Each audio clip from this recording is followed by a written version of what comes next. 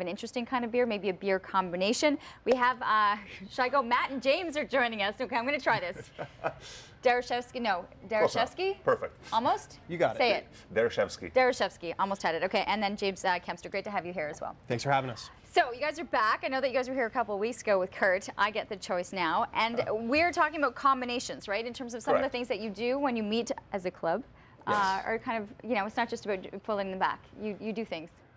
Beer cocktails is one thing that was came up a while back, and when we first came across this, it seemed like a very unusual idea, but when you actually look into it, there's actually, goes back quite a ways, years, centuries even, that mixing beers isn't really a novelty. It's becoming quite a bit more popular these days, and we find that it's actually a great way to have people try beers that they're not necessarily used to. Just ease into it. You still stay in your comfort zone, but try something different, add to it. And it just creates a whole bunch of possibilities.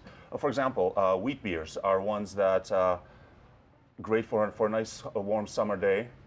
Not everyone's necessarily a fan of the flavor. It's a very unusual one. So to ease into it, a good mix is people try it with fruit juices, just to sweeten it up a little bit. All right. And it can also be done with fruit beers. James here is actually will show right now. Okay, so what do we have? So we're going to start off with an Erdinger, which is a German wheat beer, one of the most popular wheat beers in the world. And we're basically going to fill this glass. Oh, got a little bit too much head on that. We're going to fill this glass about halfway.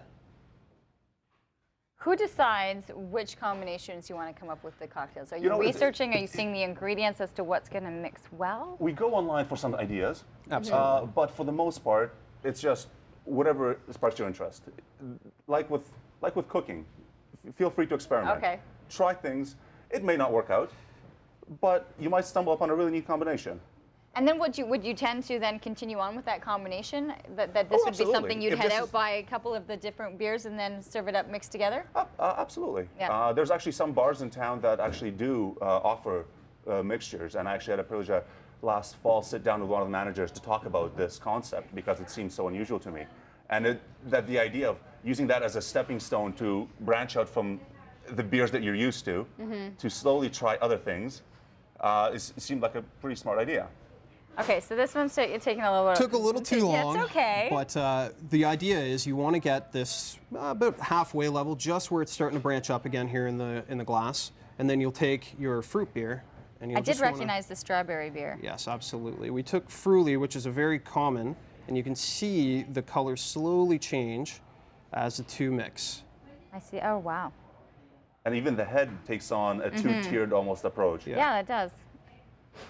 So, in addition to the flavor elements, there's also like with cooking, there is a visual part to it as well, that you want in a drink that may look interesting and happens to taste really good too.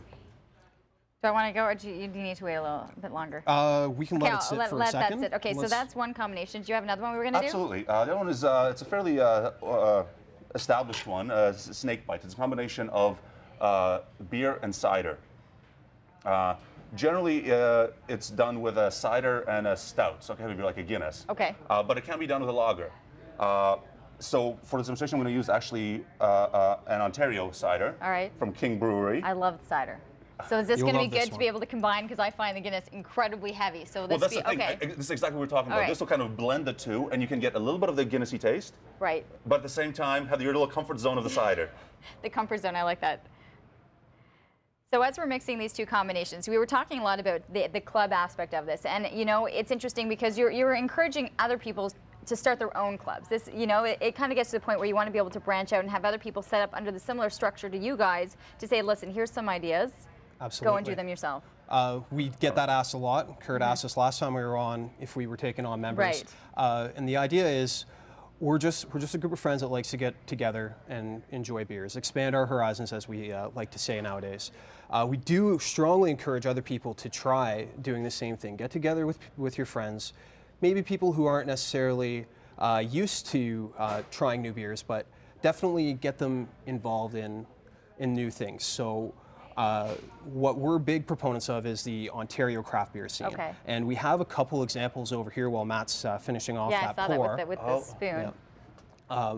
That you could use as alternatives. So he was using Guinness as one, but we also strongly recommend the Cobblestone Sail from Mill Street, which is one of Ontario's oldest microbreweries down in Toronto.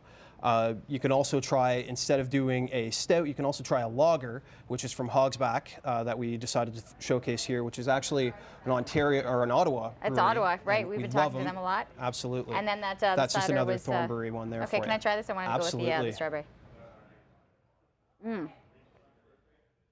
See, I like that combination. It's a and phenomenal. it ends with the strawberry, which Yep. kind of helps me out a bit. I'm a little terrified to try this. What was with the spoon? Now, the spoon was, it didn't quite work out, but generally, if you do it well, which I guess pressure of TV got to me, what it's supposed to do is create a layered effect. So you have the cider on the bottom Yeah.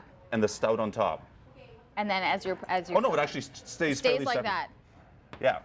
That's So what do you good. think? I like the cider in there. I can't. Heavy is tough on me, but Yeah. it, But you it pick it up a allowed little me. bit, It right? allowed me to kind of to be able to put it back. But I really like that combination there too. This is an old favorite of mine as It well. really works. It really works. Awesome. And that's generally the idea of these mixes, is that it's a way to try out new things, Yeah. experiment. A lot of people with beer tend to think beer's one thing and that's it.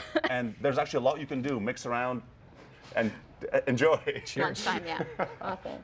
I also recommend, if you want to try some out in the area, Brothers Beer Bistro here in the market Yeah. has some great cocktails, and we definitely recommend going to them. Great. Thanks for the suggestions. I got to go. We got to head things over to Melissa Lamb, who's standing by. Cheers. I'm going again.